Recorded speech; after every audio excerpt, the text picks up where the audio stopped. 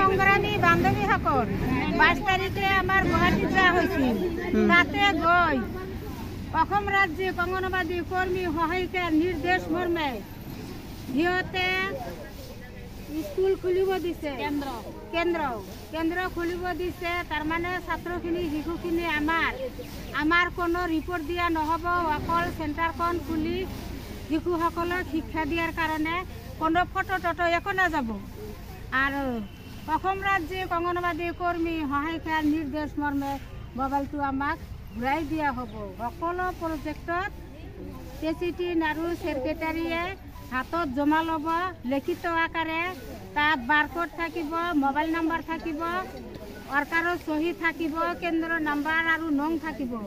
লিখি আমি অফিচত জমা দিম এটা লিষ্ট, আৰু এটা লিষ্ট যাব ৰাজ্যিকত, ডিষ্ট্ৰিক্টত দিব লাগিব, আৰু এটা কপি আমাৰ হাতত জমা থাকিব লাগিব। মোবাইলটো ঘূৰাই দিয়াৰ এটাই উদ্দেশ্য, একদম সেই মোবাইল দিয়ে আমি কাম কৰিব নোৱাৰোঁ। বহুতৰে মোবাইল নষ্ট হৈ গৈছে, পাৰ্চনেল মোবাইল কিনি সেই মোবাইল দি আমি কাম কৰিব লগা হৈছে। পচন টেকাৰত ইমান কাম দিছে, সেইটো মোবাইলত আমি কাম কৰিব নোৱাৰোঁ। যাৰ কাৰণে চৰকাৰে ধান চাউল কিবা হ'লে বিক্ৰী কৰি মোবাইল লৈছে, সেই মোবাইলৰ দ্বাৰা আমি কাম কৰি আছোঁ।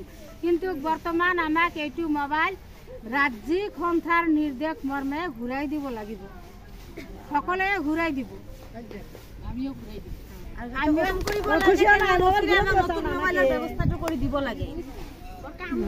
এইটোৰ কাৰণেও আন্দোলন চলি থাকিব যে আমাক ভাল মোবাইল দিব লাগিব। আমি ঘূৰাই দিলেহে আৰু এটা ল'ব পাৰিম।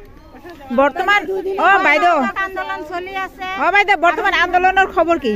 বৰ্তমান আন্দোলনৰ খবৰ মানে প্ৰত্যেক সোমবাৰে আৰু শুক্ৰবাৰে আমাৰ অফিচত প্ৰকল্পত ধৰ্ণা কাৰ্যসূচী চলি থাকিব, অৱস্থান ধৰ্মঘট চলি থাকিব প্ৰত্যেক সোমবাৰে শুক্ৰবাৰে। যেতিয়ালৈকে আমাৰ এই দাবী পূৰণ নহয়, চৰকাৰে মানি নলয়, তেতিয়ালৈকে আমাৰ এই ধৰ্মঘট চলি থাকিব কাৰ্যালয়ৰ সন্মুখত। মোবাইলটো আমি দেখাই আছো বাইদেউ, একদম বেয়া।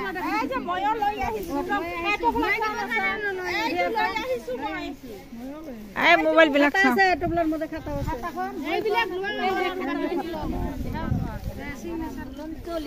কৰ্মীক অফিচৰ পৰা গোটেইখিনি আমি ঘূৰাই ল'ম, ঘূৰাই লৈ আমি অফিচৰ কাৰ্যালয়ত জমা দিম, দিয়াৰ কাৰণে প্ৰস্তুত হৈ আছে। ইনকলাব জিন্দাবাদ, ইনকলাব জিন্দাবাদ।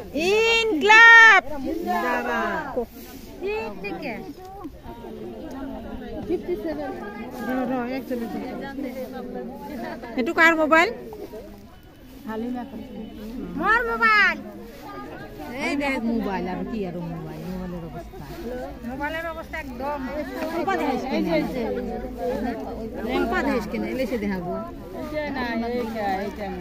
একদম মোবাইলের অবস্থা নাই। আমি মোবাইল কিনা ব্যবহার করি, ফোন করতে করতে 3 ঘন্টা পার হয়ে যাচ্ছে।